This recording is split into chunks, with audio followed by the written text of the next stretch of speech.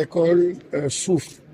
Et l'une des aspirations les plus profondes de la société sénégalaise, c'est de voir une réelle transformation de cette école-là. Une école qui reçoit, qui accueille, qui intègre toutes les communautés éducatives.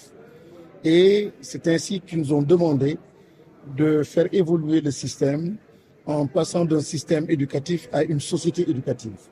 Et quand on parle de société éducative, naturellement, on parle d'acteurs et de communautés qui vont porter et qui vont pousser, aller dans le sens de l'effort d'éducation.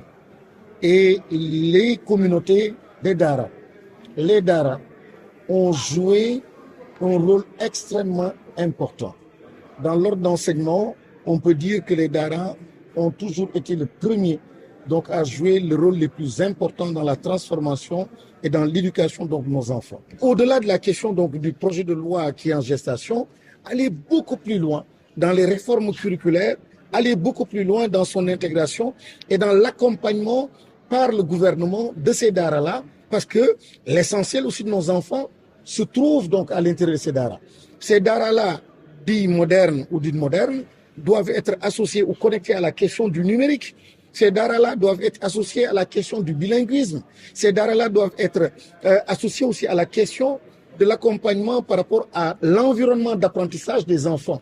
Donc les questions de toilettes, les questions sanitaires, donc les questions même de sport.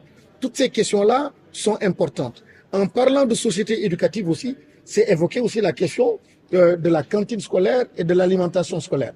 Donc ces Daara souvent sont associés à des champs, à des activités agricoles.